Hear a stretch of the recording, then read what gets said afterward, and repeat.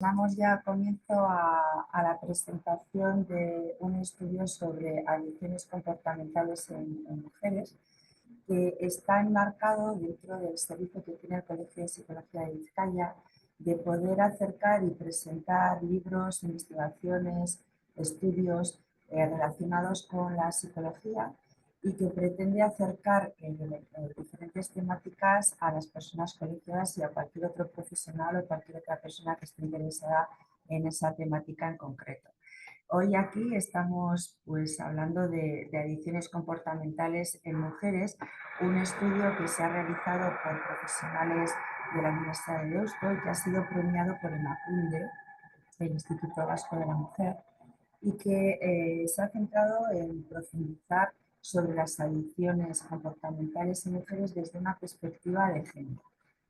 Se tocan variables como el estigma, los cuidados, violencia, vergüenza, soledad y un montón de variables más que están relacionadas directa o indirectamente, ahora nos comentarán Laura y Lina, con el tema de las adicciones comportamentales. Y sin más voy a dar paso a dos de sus autoras, Laura Macía y Milena López. Ana Estevez excusa asistencia por motivos laborales. Laura Macía es doctora en psicología, profesora e investigadora en el Departamento de Psicología de la Universidad de Deusto, y Milena López es investigadora predoctoral de psicología de la Universidad de Deusto, máster de psicología general sanitaria y otras muchas cosas más que tienen las dos.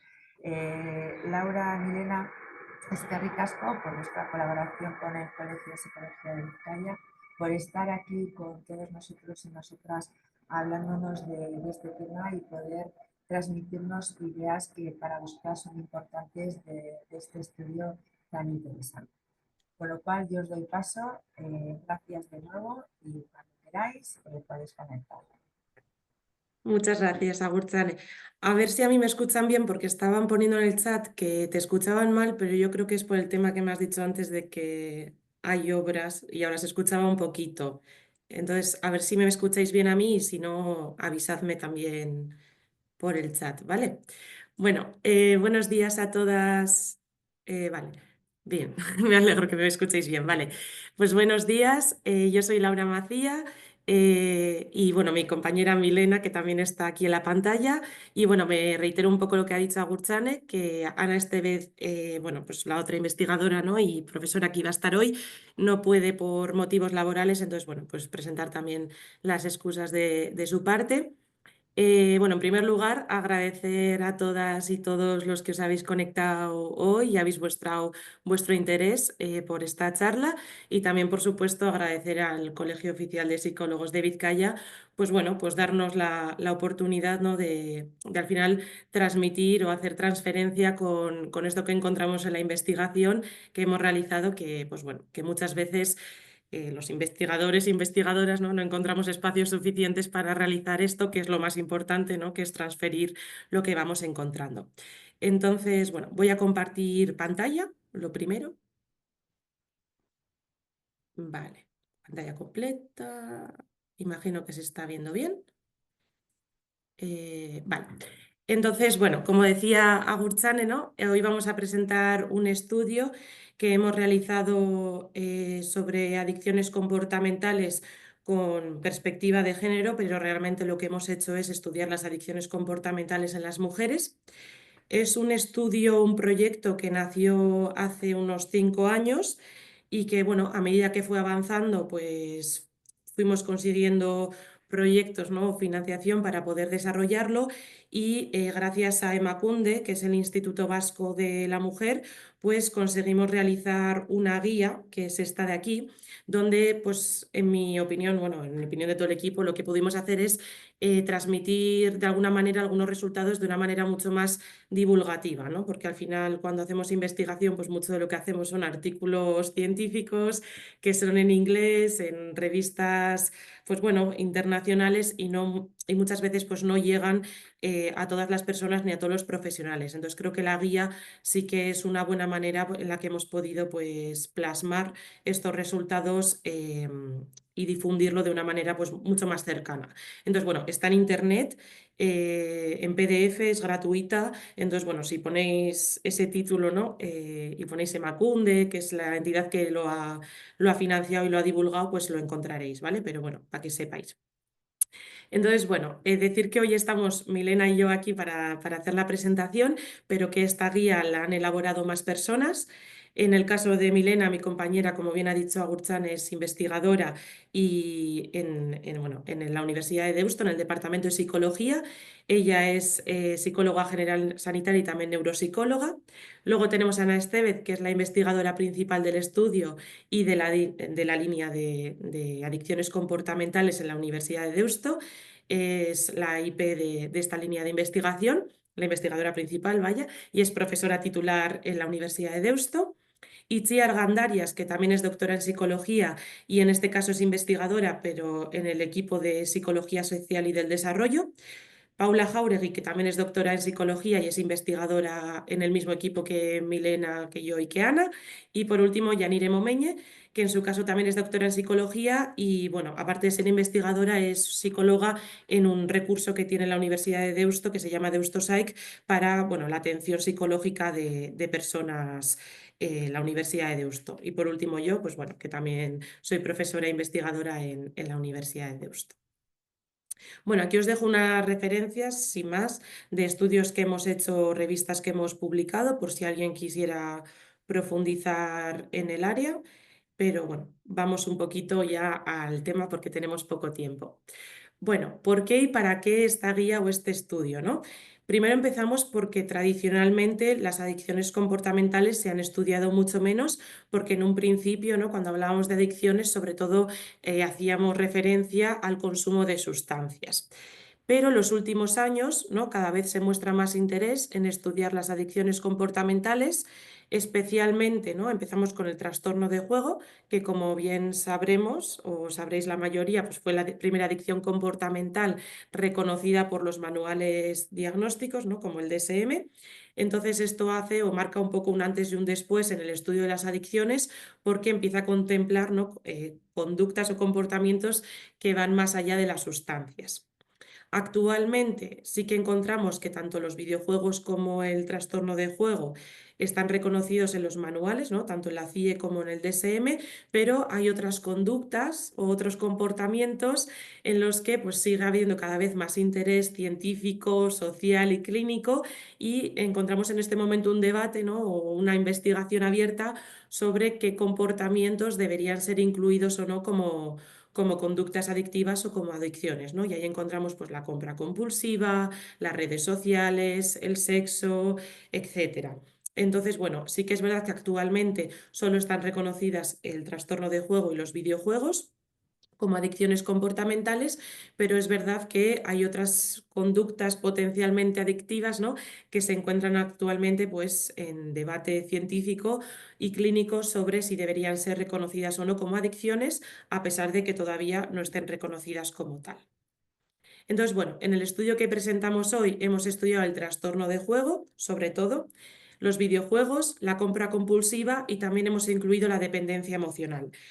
La dependencia emocional ya creo es una parte que va a presentar más Milena, no es en sí una conducta adictiva, pero bueno, tiene mecanismos adictivos y lo entendemos más como una problemática transversal a las adicciones comportamentales. Pero bueno, sí que es verdad, ¿no? Que hay autores que hablan de adicción al amor, entonces sí que tiene comportamientos o mecanismos adictivos y por eso lo hemos incluido en la guía, pero bueno, teniendo claro que se desenmarca un poco de las demás.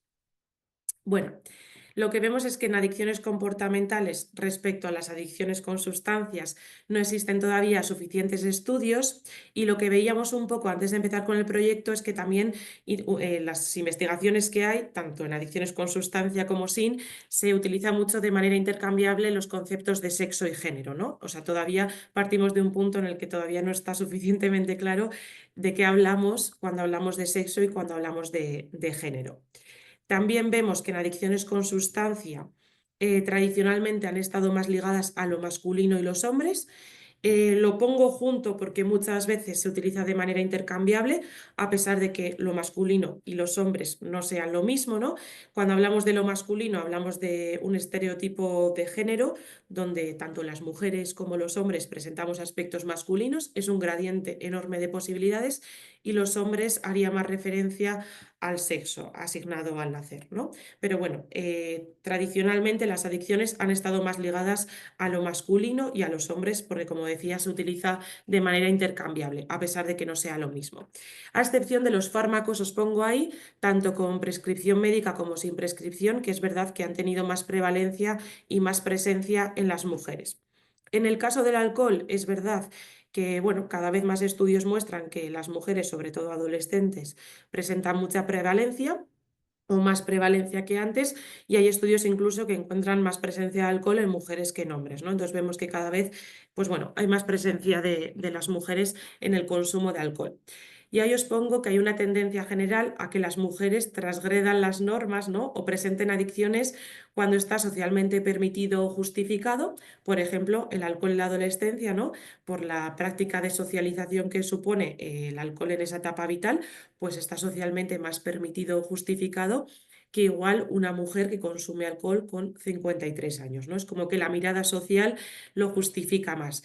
Y por otro lado, cuando las sustancias son legales o socialmente más aceptadas, ¿no? Parece que cuando hay una sustancia que está legalizada hay más presencia de mujeres en ese tipo de comportamiento o de adicción, por ejemplo, el alcohol o el tabaco, ¿no? Respecto a otras drogas que igual nos cuesta más ver a una mujer en esos contextos con las consecuencias que eso también acarrea. Bueno, en el caso del trastorno de juego, por meternos más en la adicción comportamental, se ha hecho mayoritariamente la investigación desde una perspectiva androcéntrica, es decir, desde una perspectiva más masculina. Esto quiere decir que hemos cogido al varón como foco, ¿no?, de los estudios, nos hemos centrado mayoritariamente en muestras de hombres cuando hemos realizado estudios, y eso ha llevado a que las mujeres no estén del todo representadas en esos estudios y en esas herramientas que hemos desarrollado, ¿no? Lo que encontramos es que hay limitación de estudios que cojan muestras con mujeres con trastorno de juego, por lo tanto, no están representadas en los estudios, y eso hace que, bueno, posteriormente las intervenciones, las herramientas diagnósticas y los test que utilicemos, pues bueno, uno se cuestiona hasta qué punto recogen las experiencias de las mujeres, ¿no?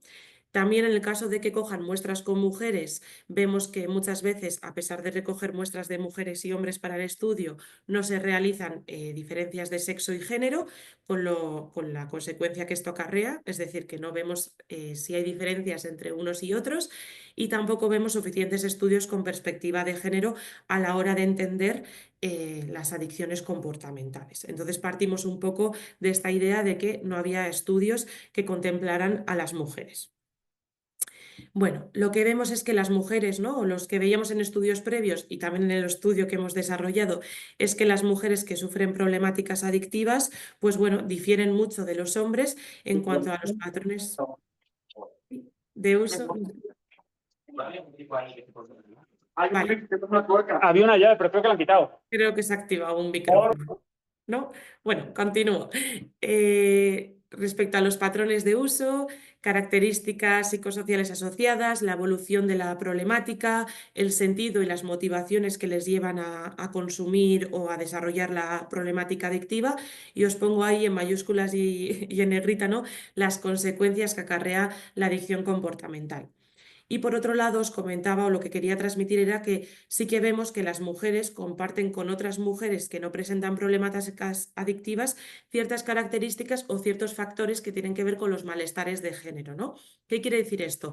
Que vemos que las mujeres difieren respecto a los hombres en determinadas prácticas y en determinadas características, pero sí se parecen a otras mujeres que no consumen respecto a determinados factores que llevan a malestares psíquicos, ¿no?, que tiene que ver con los malestares de género, como son la soledad, la sobrecarga de los cuidados, la violencia, sobre todo la violencia en la pareja, la soledad, etcétera. Entonces, sí que vemos que las mujeres con adicciones comportamentales presentan mayores tasas en este sentido que las que no consumen, pero también vemos que las mujeres en general, más allá de presentar problemáticas adictivas o no, entre ellas comparten más niveles de estos malestares de género respecto a los hombres. Y eso también pues, acarrea unas consecuencias, sobre todo en la salud mental. Bueno, aquí os presento una tabla que solemos utilizar un poco en el equipo para transmitir los resultados que vamos encontrando, porque creemos que se ve de una manera muy visual y es más fácil de presentarlo. Sí que es verdad que no todas las mujeres ni todos los hombres cumplen siempre este prototipo, ¿no? Pero sí que han sido resultados que hemos encontrado de manera reiterada y bueno, pues los queríamos transmitir, ¿no? Lo que vemos un poco es que el inicio es diferente. En los hombres, a pesar de que haya hombres que comienzan las adicciones mucho más tarde en la vida, sí que vemos que hay mayor tendencia a que presenten las primeras conductas adictivas en la adolescencia. En las mujeres, en cambio, cuando hablamos de mujeres con trastorno de juego, es mucho más inusual ver a mujeres que comiencen antes de los 30. Sí que es verdad que cada vez estamos viendo que comienzan antes y sí que es verdad que el primer contacto con el juego muchas veces se da en la infancia, ¿no? Pues por algún padre o madre o pareja que juega o en la adolescencia, pero sí que es verdad que el desarrollo de la conducta adictiva se da mucho más tarde en la vida. Acerca de los 30-40 años hemos visto más o menos la media. La evolución también es distinta. Vemos que en los hombres muchas veces hay un historial de juego muy largo, ¿no? Donde no siempre se ha desarrollado el trastorno de juego, es decir, que muchas veces han tenido contacto con el juego durante muchos años, pero se ha acarreado o se ha desarrollado el trastorno de juego más tarde. En las mujeres, en cambio, vemos que desde el primer contacto con el juego hasta que desarrolla la problemática adictiva, ese plazo de tiempo es mucho más veloz, es decir, se da de una manera mucho más rápida y menos visible también. Permanece de una manera mucho más oculta. En cuanto a la tipología de juego, tiende a ser diferente. Es verdad que las tragaperras por excelencia, ¿no? Pues se da mucho en los dos, pero lo que vemos es que en los hombres hay juegos con mayor nivel de habilidad, competitividad, acción, que también tiene que ver mucho con los estereotipos de género masculinos, y en las mujeres vemos juegos de tipo mucho menos bueno, mucho más basado en el azar y mucho menos estratégico. Pues por ejemplo el rasca y gana, el bingo, las tragaperras y bueno, la ruleta también se ve bastante, pero bueno, puede haber más tipologías de juegos, simplemente que hay un juego mucho más basado en el azar, que también vemos que tiene que ver mucho con el estereotipo de género femenino, ¿no? Esa pasividad, a ver qué pasa, ¿no? Que es lo que hemos ido asociando en el estudio. Los motivos de juego también son distintos. En el caso de las mujeres vemos mucha más presencia de jugar con la intención de aliviar estados de anímicos negativos, es decir, poder regular o evitar las emociones, mientras en los hombres vemos más impulsividad, más deseo de ganar dinero a través del juego y mayor búsqueda de sensaciones. Y la comorbilidad también vemos que es distinta. Hay mayor presencia de abuso de alcohol y drogas en los hombres. Esto no quiere decir que en las mujeres no se dé, también en algunas se da, pero vemos sobre todo más uso de psicofármacos y sobre todo problemas emocionales y psicosociales, ¿no? Pues todo lo que tiene que ver con la violencia, todo lo que tiene que ver con la sobrecarga de los cuidados, la soledad, etcétera. Bueno, y aquí lo que vemos es también que en los centros de tratamiento, ¿no? Lo que vemos es que las mujeres llegan mayoritariamente solas, si llegan, porque es verdad que una de las cosas que más se repite es que las mujeres no llegan a los centros de tratamiento, les cuesta mucho más llegar. Entonces, cuando acuden, muchas veces acuden solas o porque las parejas les han dejado antes de llegar o porque han ocultado la problemática de juego y ni siquiera saben que están inmersas en una problemática así o porque les han acompañado un primer día a las asociaciones y posteriormente pues bueno, las han dejado ahí y no ha habido un acompañamiento durante ese proceso. Sin embargo, ahí os pongo que los datos se invierten totalmente cuando hablamos de mujeres que acompañan a hombres jugadores, ¿no? Ahí vemos que los grupos de terapia de los familiares están mucho más llenos de mujeres que les acompañan durante todo el tratamiento. Entonces vemos que, bueno, pues que las mujeres un poco permanecen en ese cuidado de los hombres cuando estos tienen una adicción, pero ellas se enfrentan totalmente solas en el proceso de rehabilitación con lo que esto supone. Sí que hay mujeres que se ven acompañadas, no es que sea siempre la norma universal, pero sí que vemos que en general tienden a afrontar el proceso de rehabilitación totalmente solas. Como mucho, a veces tienen un control de dinero, ¿no?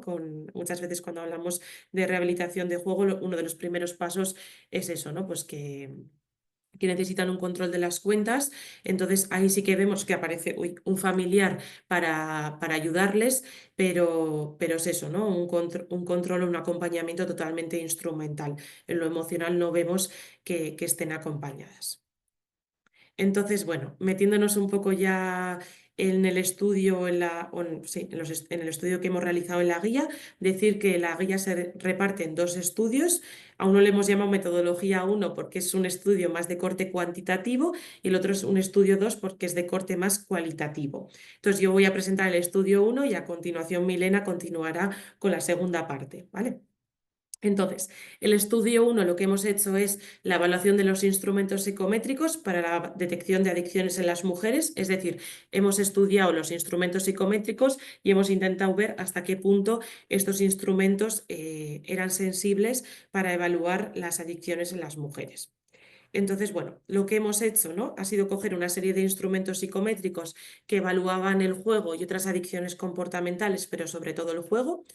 Y lo que hemos visto, bueno, lo importante aquí es que un instrumento, ¿no? Para que funcione bien, tiene que tener unas adecuadas características psicométricas, es decir, tiene que tener una adecuada fiabilidad y una validez.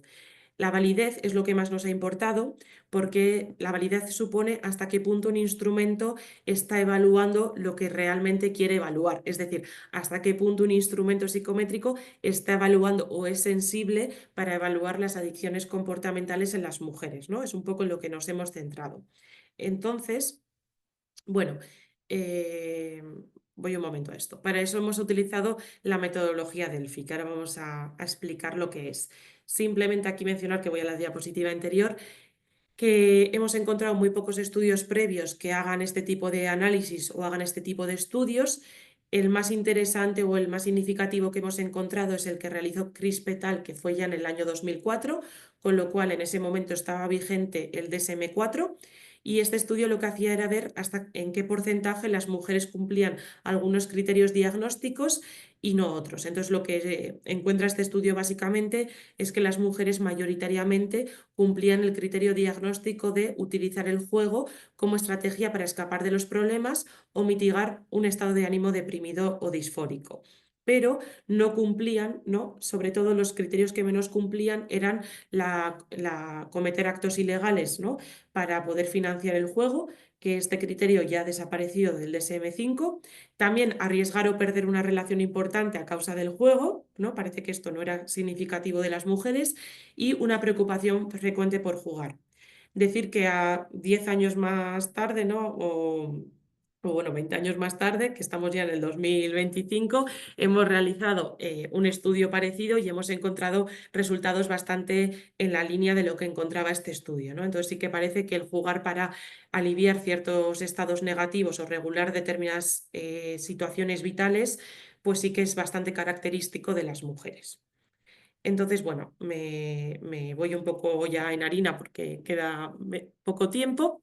Lo que hemos hecho en esta parte del estudio es aplicar una metodología Delphi. Una metodología Delphi es coger unos cuestionarios que en este caso evalúan el trastorno de juego, y lo que hemos hecho es preguntar a un panel de expertos, que en este caso es entre 5 y 20 personas, acerca de lo que opinan esas personas o esos profesionales acerca de hasta qué punto esos instrumentos eran sensibles para evaluar el trastorno de juego en las mujeres. Lo que hemos hecho es coger una muestra o un panel de expertos lo más heterogéneo posible, es decir, intentar coger profesionales que trabajen con adicciones comportamentales, pero en diferentes ámbitos y desde diferentes enfoques, ¿no? Pues personas que se dedican a la gestión de equipos, personas que se dedican a atender a mujeres en los hospitales públicos, personas o profesionales que se dediquen desde las asociaciones, desde consultas privadas, desde la investigación, para que así la visión fuera lo más amplia y holística posible. Entonces, en cuanto al procedimiento, hicimos 2 rondas. Una primera ronda que era bastante larga, ¿no? y exhaustiva, donde los profesionales lo que tenían que hacer era analizar todos los ítems de los instrumentos que les compartimos y tenían que ir diciendo un poco el grado de importancia que tenían, en su opinión, para evaluar las adicciones comportamentales en las mujeres, y también tenían que elegir los 3 ítems que, en su opinión, más importancia o más significativos fueran para evaluar a las mujeres. Y también se les pedía, si querían, que dieran información cualitativa. En el caso del trastorno de juego, como les pedimos que evaluaran 3 test diferentes, también les pedimos que ordenaran esos test en orden de importancia o en orden de relevancia en algún sentido para evaluar a las mujeres.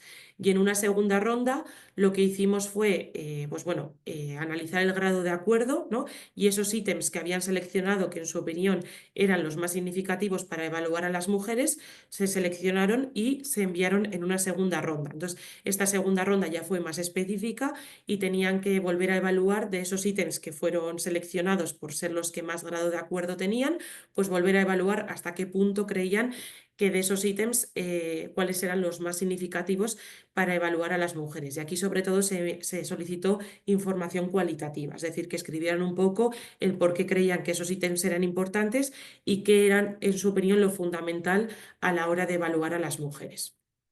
Entonces, bueno, estos son un poco los resultados que encontramos. El SOX es un instrumento que hay para evaluar el juego, uno de los más utilizados para evaluar el juego, y veíamos que el 75% del panel de los expertos coincidía en que el ítem más importante era el sexto, que era: ¿te has sentido alguna vez culpable por jugar o por lo que ocurre cuando juegas? Entonces, bueno, le daban mucho peso a la culpabilidad, ¿no? Un segundo instrumento, que es un instrumento para la detección del juego basado en los criterios del DSM-4, un 75% de los profesionales coincidían en que el más importante era el ítem 9, que era percibir el juego como manera de aliviar las emociones. Y en segundo lugar, pero ya con un 56,3% de acuerdo, mostraban que el ítem más importante era utilizar el juego para escapar de los problemas.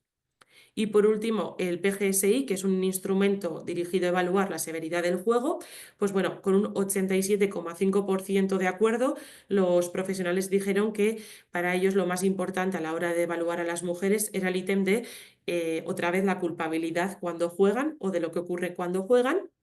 Y en segundo lugar, bastante cerquita del primero, por no decir que el mismo grado de acuerdo, salió el ítem 6, que era los problemas de salud como el estrés, la ansiedad o la depresión, que acarreaban o que iban asociados a los problemas de juego.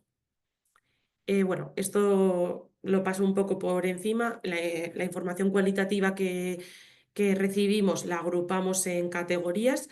Entonces, lo que más salió fue el consumo de psicofármacos, la importancia de las diferencias de género a la hora de evaluar. Sobre todo salieron las emociones de culpa, vergüenza, ocultación y estigma, cuando iba asociado a las mujeres jugadoras. También los problemas familiares e interpersonales, aquí venía todo lo que tiene que ver con la violencia, los abusos, etcétera, que se meterá más Milena en esta parte porque, eso fue más característico de la parte cualitativa, y, las dificultades del acceso a tratamiento.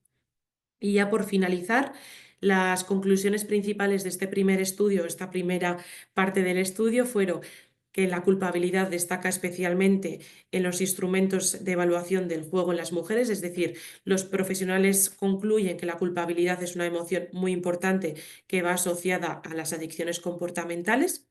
También subrayar los motivos de afrontamiento, es decir, las motivaciones para el juego, ¿no? para desarrollar una adicción pueden ser muy diversas, pero parece que en el caso de las mujeres destacan mucho los motivos de afrontamiento, que es cuando uno se mete un poco, ¿no? o desarrolla un poco la adicción comportamental, o en este caso en el juego, con esa expectativa de aliviar un malestar, una situación vital difícil, o regular un poco una emoción que está siendo especialmente desagradable o está generando mucho malestar. También subrayar el nivel de estigmatización social y las emociones que tienen que ver con la vergüenza. También la presencia comórbida de problemas de salud como la depresión, la ansiedad o el estrés.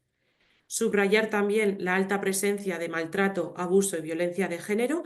lo encontramos de una manera muy reiterada, que en esto yo creo que se va a meter más Milena, porque en la parte cualitativa, pues bueno, ha tomado mucho peso y ha salido mucho, también la soledad. Y finalmente, bueno, pues que aquellos ítems que señalaban el conflicto interpersonal, ¿no? El hecho de que haya un conflicto en las relaciones y cómo esto influye en que haya recaídas o que haya presencia de adicciones, pues parece ser muy significativo.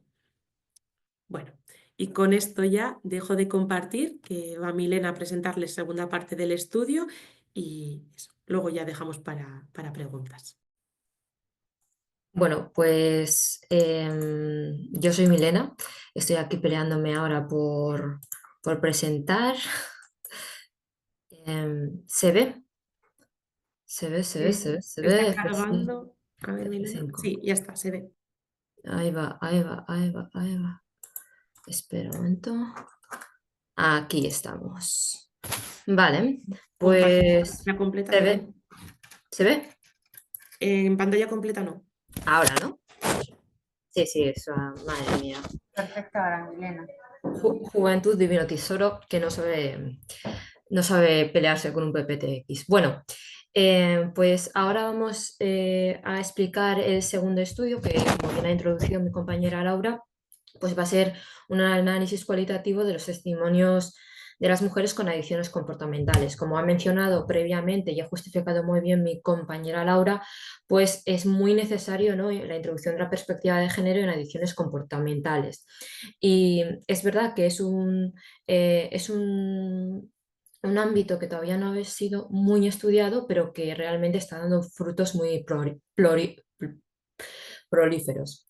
Entonces, la principal razón por la que se realizó este análisis cualitativo era sobre todo, pues, conocer los testimonios de las propias mujeres, ¿no?, y enfocar sobre todo la adicción comportamental desde el relato de las propias mujeres.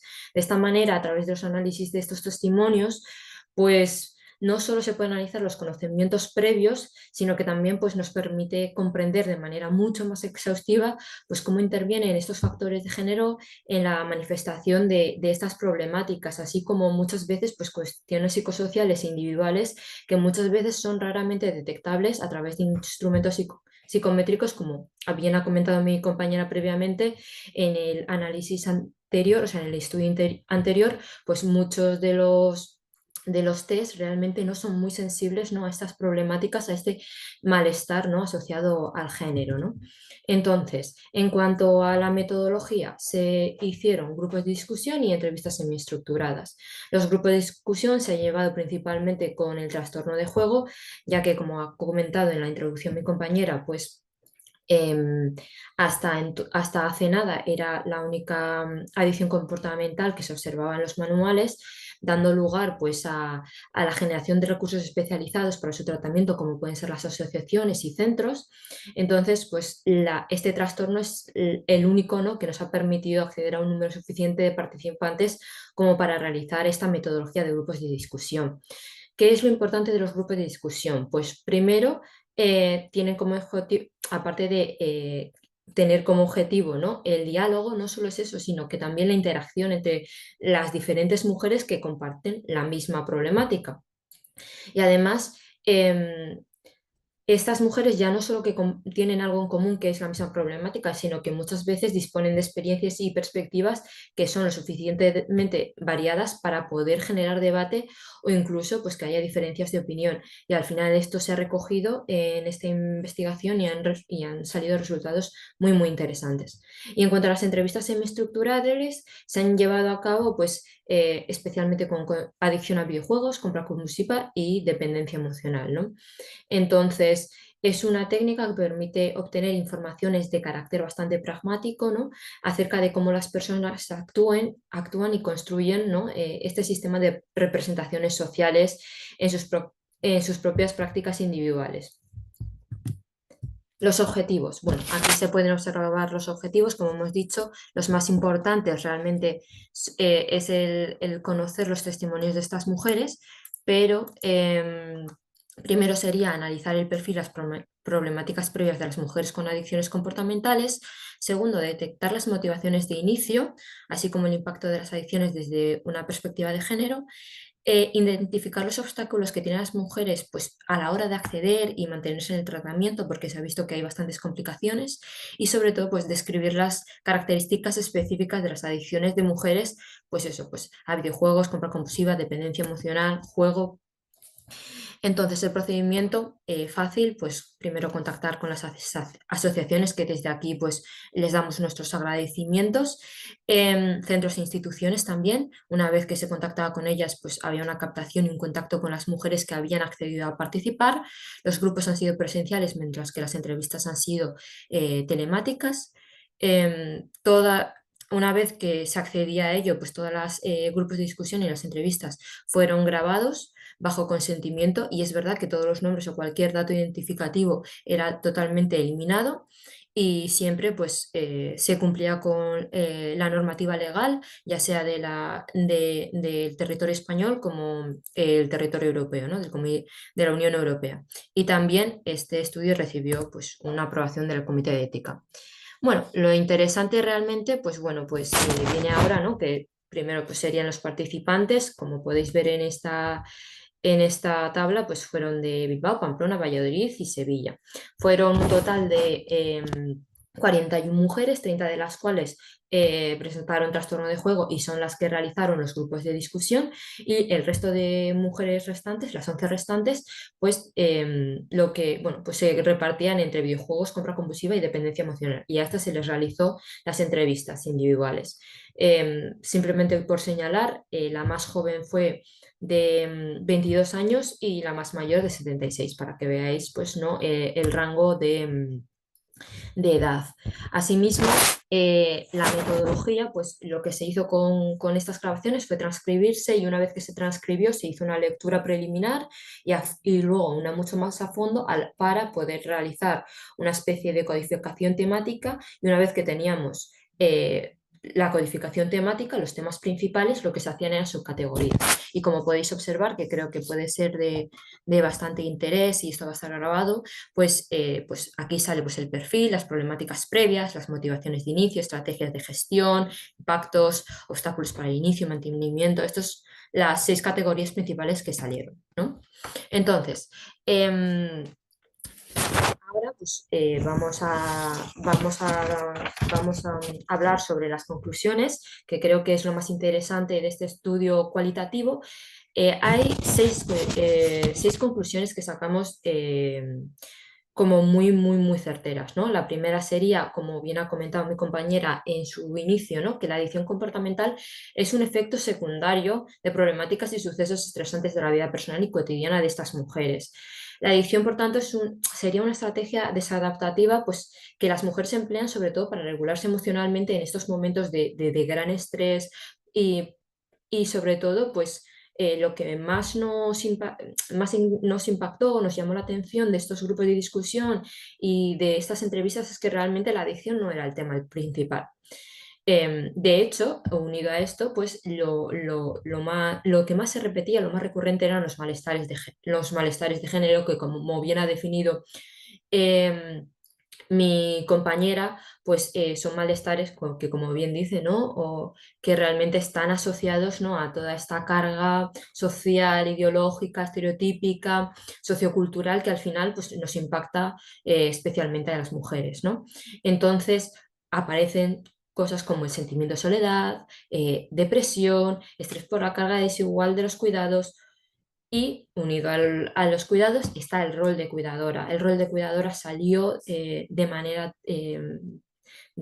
total en todas las entrevistas, en todos los grupos de discusión, y lo que se concluyó de este rol es que realmente es permanente, es algo que está de alguna manera casi codificado en estas mujeres. Las mujeres que han participado, pues reportaban que cuidaban antes, durante y después del propio tratamiento. Entonces, es algo totalmente transversal, ¿no? Al género, y que es muy fundamental tener en cuenta, ¿no?, este rol de cuidadora, porque muchas veces los cuidados pueden ser un obstáculo, vamos a decirlo así, a la hora de acudir a tratamientos, ¿no? Es por eso pues, que luego pues, lo que vamos a recomendar es el hecho de flexibilizar y adaptar los tratamientos, así como de alguna manera fomentar, ¿no?, ese autocuidado que muchas veces se olvida. Y luego estaría el estigma social, autoestigma, vergüenza social y culpa, ¿no? Como hemos comentado, existe un estigma social que castiga más duramente a las mujeres con adicciones comportamentales que a los hombres con el mismo trastorno. Las mujeres realmente lo que hacen es soportar una carga que implica una doble penalización social y moral, al tener una adicción por una parte y por otra segunda parte, pues transgredir los roles de género que están asociados a lo que es una buena madre y a lo que es una buena esposa. Este cautiverio, vamos a decirlo así, ¿no?, o esta etiqueta materno-conyugal tiene efectos totalmente devastadores, ¿no?, a la hora de sus relaciones sociales. Entonces, especialmente, ¿no?, con sus parejas, incluso con hijos, ¿no? Es destacable que en muchos grupos de discusión pues ha salido este tema de que prevalece el porcentaje de que las mujeres son abandonadas una vez que son diagnosticadas. Asimismo, señalan que hay una ruptura de la relación con sus hijos o hijas debido a la adicción. Entonces, bueno, es verdad que de alguna manera muchas de ellas dicen que este sufrimiento supone una motivación para salir de la adicción, pero bueno, es una situación de aislamiento muy dura, ¿no? Y perdón. En cuanto a pedir ayuda, hay obstáculos a la hora de pedir ayuda. Es importante tener en cuenta que el aislamiento que mencionaban y las dificultades de reconocimiento de la adicción, pues son muy importantes a la hora, ¿no?, de tener en cuenta, a la hora de tener en cuenta sobre todo en mujeres. Entonces, las mujeres normalmente en adicciones pasan por grandes procesos de soledad. Es por eso que luego, en un futuro, lo que vamos a aconsejar es que haya grupos específicos de mujeres y también que esté asociado a un acompañamiento individual terapéutico, que esto no significa que no estén en grupos mixtos, ¿no? Y por último, pues sería pues, una cosa que ha salido también es la adicción y la violencia de género. Hay una prevalencia de la doble comorbilidad entre ambas, ¿no?, lo que implica un replanteamiento de los recursos para que no se genere ese efecto de puerta giratoria, ¿no?, que obstaculiza muchas veces la vinculización y la adhesión de las mujeres a los tratamientos. Entonces, en ese sentido es muy importante, ¿no?, que los profesionales que atienden a las mujeres con adicciones comportamentales pues no recurran a estereotipos e incluyan la perspectiva de género para poder dar pues, un mejor servicio, una mejor atención y que las mujeres se sientan comprendidas. Vale, en cuanto a las recomendaciones, pues las recomendaciones que se van a dar, pues primero serían factores inherentes a las mujeres con adicciones comportamentales, que tenemos que tener en cuenta, ¿no? Pues primero las condiciones económicas, temporales, sociales y de salud. Como bien se sabe, pues las condiciones económicas o la clase socioeconómica es muy importante a la hora de pues, saber los recursos materiales que tiene esta mujer, pero ya no solo eso, sino que muchas veces pues el hecho de ser mujer, como hemos dicho, pues acarrea una serie de cuidados, una serie de responsabilidades que, pues, que aumentan la carga mental, porque claro, tienen por una parte pues, el cuidado de la casa, la compra, la comida, el cuidado, y muchas de ellas, y la mayoría de ellas, trabajaban, por tanto las responsabilidades aumentan en comparación con los de sus homólogos varones. Entonces la disposición de tiempo que tienen estas mujeres a veces pues es mucho más limitado y podría agravar, ¿no?, la situación de adicción. En cuanto al estigma y el autoestigma, es fundamental tener en cuenta que la mujer tiene una reprobación social mayor. Es verdad que me estoy reiterando, pero al final esto es muy importante porque se traduce en niveles más altos de vergüenza y culpa, que ya sean porque transgreden los roles que le corresponden: viciosa, mala madre, mala mujer, ¿no? Y también, pues, es importante, ¿no?, pues que muchas veces cuando trabajamos con esta población, pues que hay que eliminar este estigma y sobre todo hay que deconstruir estos roles que realmente han sido asignados socialmente, ¿no? Y luego la mujer objeto. ¿Qué sería la mujer objeto? Pues la mujer, el cuerpo de la mujer muchas veces se emplea como cosa u objeto y es muy importante porque afecta no solo a las adicciones comportamentales, sino a la violencia y el trato que se dirige a la propia población femenina. Entonces, ¿dónde aparece esta mujer objeto? Pues primero en las máquinas tragaperras, en los videojuegos, por ejemplo, en avatares, que son como los personajes estos femeninos, y luego también en la publicidad que está en relación, por ejemplo, a la compra, ¿no? Porque muchas veces lo que hace es perpetuar, ¿no? Estos roles de género, estigmatiza a las mujeres y pues esta violencia que se ejerce es aún mayor. Y en cuanto a los vínculos, pues como hemos comentado muchas veces, las relaciones con la familia y las amistades se ven totalmente truncadas, lo cual conlleva un mayor malestar porque pues existe, ¿no? Este estereotipo asociado a la mujer, este rol asociado a la mujer del cuidado, del autosacrificio, es decir, pues la mayoría de ellas lo que hacían era anteponían los cuidados y las necesidades de los demás por encima del bienestar y necesidades propias. Entonces, claro, lo que habíamos comentado anteriormente es muy importante, ¿no? Que se puedan abordar cosas o aspectos como pueden ser los límites y el autocuidado, ¿no? Asimismo, para atajar la soledad que puede suponer, ¿no?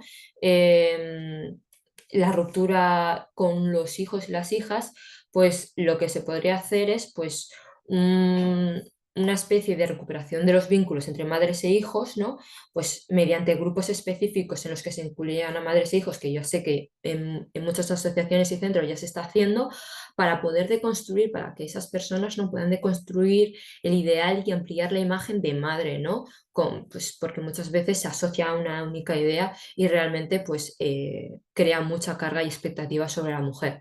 Y en cuanto a la evaluación, es importante, como ha comentado mi compañera, que la evaluación incluya también al género, a esta perspectiva. Como hemos comentado anteriormente, normalmente lo androcéntrico ha sido la norma y lo que se ha descubierto es que en las mujeres realmente aparecen otras problemáticas que tienen mucho peso, como pues, serían la soledad, la culpa, el autoestigma, el aislamiento. En cuanto a la prevención diferenciada en función de género. Sería necesario, pues, de alguna manera, tener en cuenta estas diferencias entre hombres y mujeres a la hora de poder prevenir, ¿no? Por una parte están las motivaciones del tratamiento, que como bien había comentado mi compañera previamente y también muchos estudios previos avalan, pues las mujeres lo que hacen es principalmente evadirse de sus problemas o aliviar y afrontar los estados anímicos negativos, mientras que los hombres pues presentan una mayor impulsividad, con especial interés en la ganancia económica y la búsqueda de sensaciones. Aunque es verdad, ¿no? que es una línea de investigación de nuestro propio equipo, que algunas chicas adolescentes pues, tendrían motivaciones muy parecidas a sus homólogos masculinos. Como hemos dicho, todo esto pues bueno, habría que tener en cuenta también las diferencias individuales y no estamos hablando de, pues eso, de todos los hombres y todas las mujeres. En cuanto a la búsqueda de apoyo, de la búsqueda de ayuda y apoyo social, pues se sabe que las mujeres normalmente acuden en busca de ayuda, sobre todo en centros de atención primaria, ¿no? Sin embargo, los hombres pues, suelen ir a centros de rehabilitación de adicciones, ¿no? Ya van directamente. Es por eso que igual en estas unidades de atención temprana sería interesante incluir pues, programas de prevención o más información, ¿no? En general. Como hemos dicho previamente, pues sería muy interesante, ¿no? Y de hecho hay literatura que avala que sería fundamental incluir tratamientos diferenciados en función de género. Como hemos dicho, hay diferencias de género debido pues, a todo este bagaje sociocultural que hemos heredado. Entonces, es verdad que muchas veces lo que decían las mujeres, ¿no? en los grupos, incluso pues, en las entrevistas, ¿no? Es que muchas veces se sentían mucho más estigmatizadas si estaban en grupos diferenciados, pero se ha observado, ¿no?, que a posteriori, muchas de las que participaban en estos grupos de mujeres únicamente, pues lo han valorado muy, muy, muy positivamente, ¿no? Principalmente porque em, podían hablar de temas relacionados con el género, y también, ¿no?, pues las mujeres también, como normalmente llegan a estos espacios con un menor apoyo por parte de su red familiar, pues estos grupos específicos de mujeres pues suponen un gran, pues eso, un gran apoyo, valga la redundancia, y también un lugar muy, muy, muy seguro a la hora de poder hablar sobre temas como el cuidado, como el estigma, como la vergüenza. Como hemos comentado, esto no significa que estos espacios específicos no puedan combinarse con espacios mixtos, que al final todo es sumar y al fin y al cabo también es bueno para el tratamiento, ¿no? En cuanto a los conocimientos de las personas profesionales que intervienen en materia de adicciones comportamentales, es importante que todos los profesionales que estamos en torno a las adicciones estemos actualizados, ¿no? Entonces, primero, tenemos que tener conocimientos sobre aspectos de género. Es decir, em, si no estuvieran este tipo de conocimientos, pues hay una mayor dificultad a la hora de poder entender, identificar, interpretar y relacionar las conductas adictivas con lo que son las estructuras y los contextos en los que evidentemente tienen de base muchas veces esta construcción de género. En cuanto a la violencia, que ha sido muy mencionada y que muchas mujeres desgraciadamente reportaron sufrir violencia o haberla sufrido, es muy importante, ¿no?, que la formación, ¿no?, pues esté especializada en violencia y trauma también, ¿no? Pues porque es importante tener en cuenta que estas mujeres, la verdad es que hay gran probabilidad de que hayan sufrido o de que vayan a sufrir violencia de pareja, familiar, abusos sexuales. Por eso hay que tener mucho cuidado porque es verdad que fue un tema que nos alertó y que salió en muchos, muchos testimonios. En cuanto a la guía de buenas prácticas, bueno, pues como hemos comentado, lo que tenemos que tener en cuenta es que los programas terapéuticos preventivos, así como los criterios y herramientas diagnósticas, deberían de pasar, ¿no?, por esta inclusión de género y de entender que realmente la mujer no es parte de la otredad, sino que también es un colectivo, ¿no?, importante y totalmente, pues eso, como ha comentado mi compañera, que tiene bastante peso sobre la adicción, es decir, tiene bastante presencia, pero que muchas veces está sobrediagnosticado, ¿no? Por tanto, las estrategias que empleemos los profesionales sería reducir pues, la influencia de factores de riesgo, como puede ser el aislamiento en muchos casos, y reforzar los factores, ¿no?, de protección en mujeres, como puede ser, yo que sé, pues estos grupos específicos que al fin y al cabo, o este autocuidado. Es importante también pues, darles herramientas para que se puedan adaptar, ¿no? En general, es importante ver la adicción desde un contexto amplio e integral, que también incluya sistemas generales de salud y servicios sociales, a pesar de que muchas veces la sociedad no tiene opiniones sociales muy generalizadas que conllevan al rechazo de las excepciones. Es decir, como ha comentado mi compañera, es verdad que muchas veces tenemos estos estereotipos, la adicción se ha asociado mucho al hombre, como se puede ver pues, en los videojuegos, claro, se asocia mucho a lo que viene a ser lo masculino. Sin embargo, se ha observado que muchas mujeres que juegan a videojuegos, hay muchas, lo que hacen es cogerse avatares o nicknames masculinos y se hacen pasar por hombres en el ámbito virtual. Por tanto, pues no se sabe muy bien, ¿no?, el género y sexo de estas personas, ¿no? Es como una especie de anonimato, pero realmente estas personas que tienen adicción a videojuegos, estas mujeres, pues sí existen, ¿no? Entonces, pues en conclusión, es imprescindible que haya un cambio de perspectiva, ¿no? Y que integre a estas mujeres para poder adaptar los tratamientos y dirigir los programas de prevención, que sería totalmente maravilloso. O sea que muchas gracias a todos por estar atentos a esta charla y espero que os haya servido. Voy a dejar de compartir, que creo que veréis ya todo. Vale, bien. Y nada, si tenéis alguna pregunta, bienvenida sea. Y de nuevo, pues agradecimiento. Uy, he dejado de compartir, pero justo la última diapositiva era para, lo digo verbalmente, ¿no? Era para agradecer a todas las mujeres que han participado en el estudio, a Emakunde por haber confiado en nosotras y haber financiado este proyecto, a FEJAR y a todas las entidades que al fin y al cabo se han volcado en este estudio y que al final nos permiten a los y las investigadoras poder hacer este tipo de avances, vamos a decirlo de manera muy, muy, muy humilde, y sobre todo pues a las profesionales que también, ¿no? Nos han dado su mano y que sobre todo pues como espacios como este, ¿no? Del COP, que nos da voz y nos permite acercar la investigación a personas que están en campo de batalla. Muchas gracias. Muchas gracias a las dos, a Laura y a Milena, por esta exposición tan interesante. Si os parece, abrimos ahora un turno de preguntas o de comentarios que podéis realizar o bien a través del chat o bien a través del micrófono. Podéis abrir y comentar cuando queráis.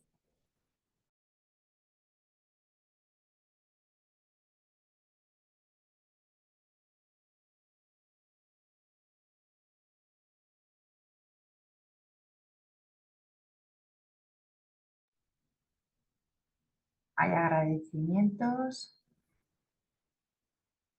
Supongo que habrá quizá alguien que quiera comentar algo respecto a bien al procedimiento del estudio o bien a las conclusiones.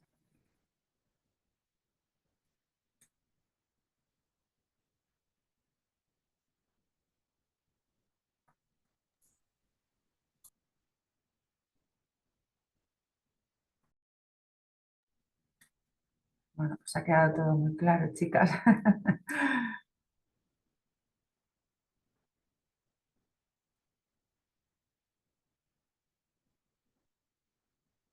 Hay en el chat, no sé si veis, Laura y Milena, alguna relación en cuanto a adicciones, nivel de satisfacción en la pareja y desde la exposición hasta cómo abordar la problemática. Vale. ¿Alguna? Adicciones sin ningún- Justo ahora hemos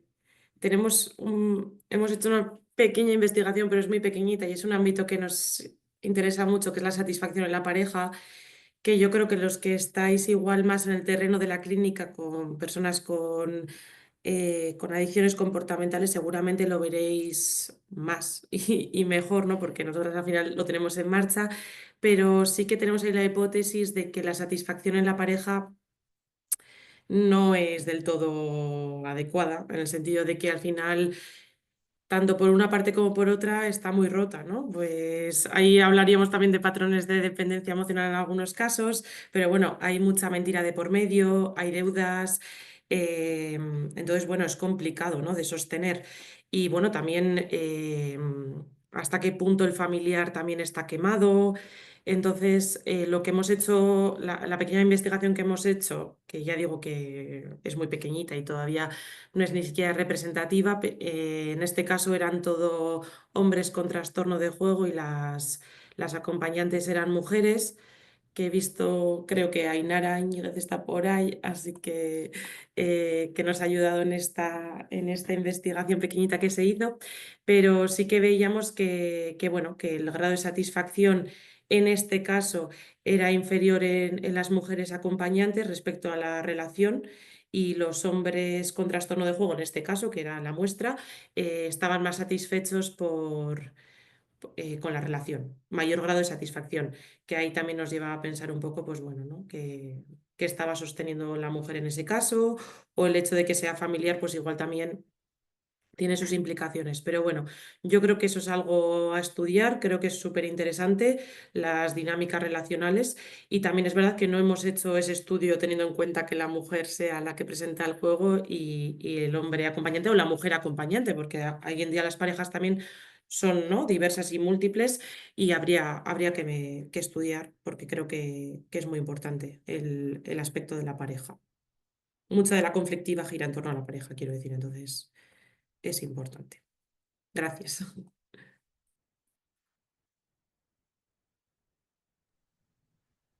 Os agradecen el que investigaciones como estas puedan contribuir a una mejor adaptación en las intervenciones, en la práctica real clínica, evidentemente.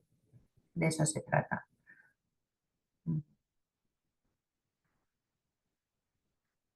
¿Alguna cuestión más?